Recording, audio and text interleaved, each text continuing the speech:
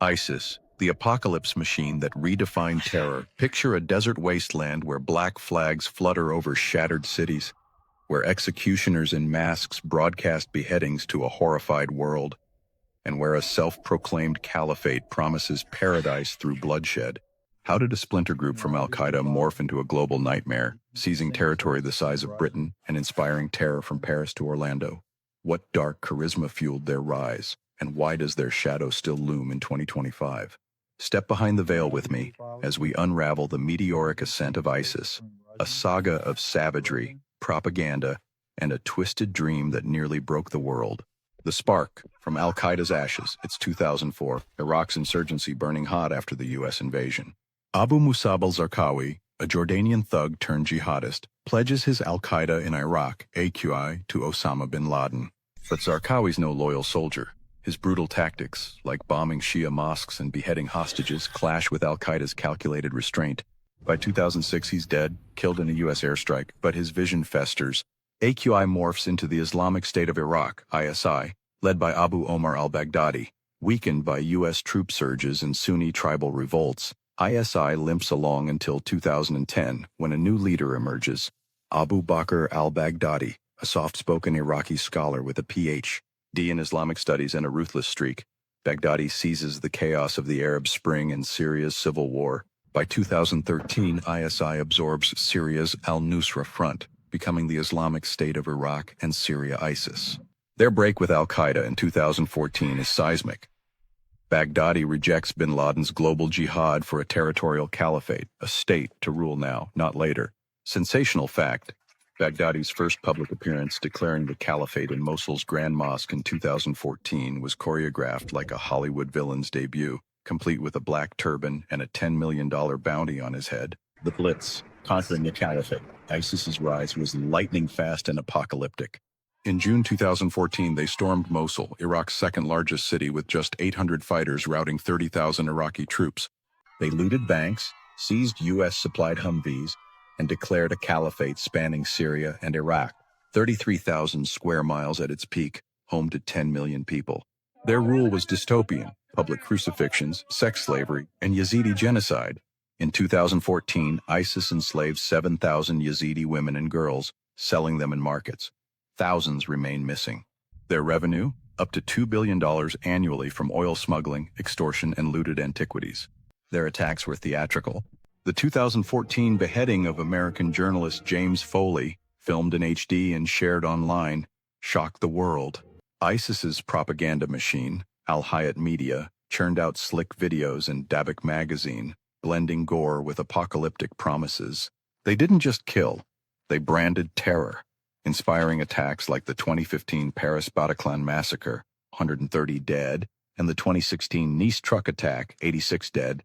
Thrilling detail: ISIS used encrypted Telegram chats to direct the Paris attackers, coordinating carnage in real time across borders. The global reach, lone wolves and lethal cells. ISIS's genius was its adaptability. Unlike Al-Qaeda's top-down plots, ISIS weaponized social media to radicalize anyone, anywhere.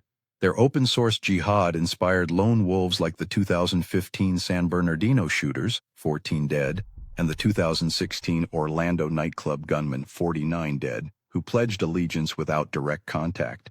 In Europe, ISIS cells struck with precision. The 2015 Charlie Hebdo accomplice Amity Coulibaly swore loyalty to Baghdadi, killing 4 in a Paris kosher supermarket siege. By 2016, ISIS claimed or inspired over 140 attacks across 29 countries, killing thousands. Their secret?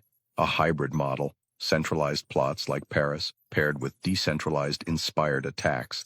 They exploited refugee flows, smuggling fighters into Europe, and used Bitcoin for funding. Sensational stat: ISIS's Twitter accounts, peaking at 40,000 in 2015, reached millions with multilingual propaganda, from Arabic to French.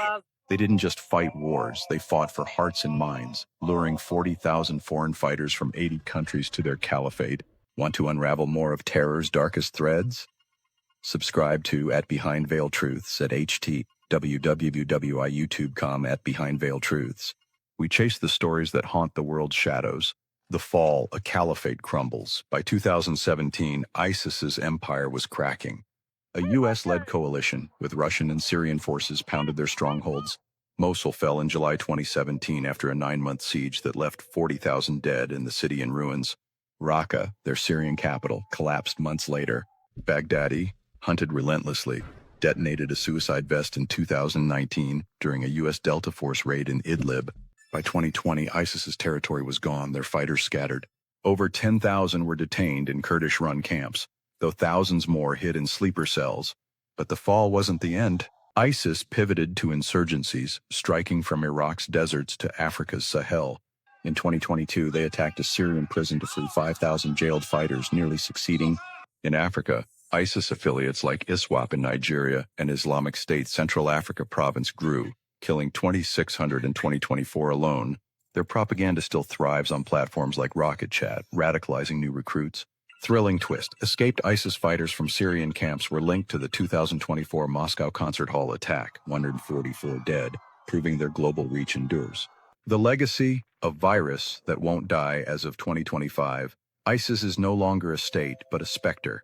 Their caliphate is dust, but their ideology festers in affiliates from Mozambique to Afghanistan.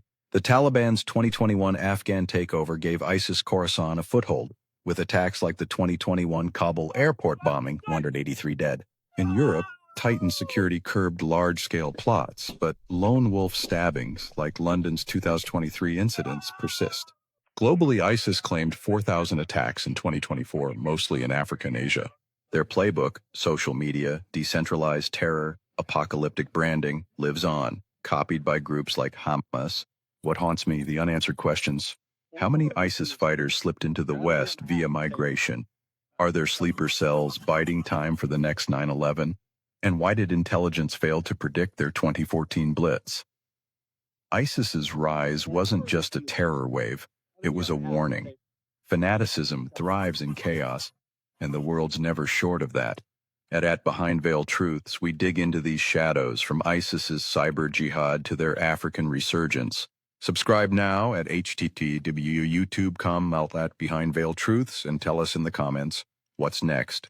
Boko Haram's ties to ISIS or their crypto-funded plots? The hunt for truth never stops. Join us before the next black flag rises.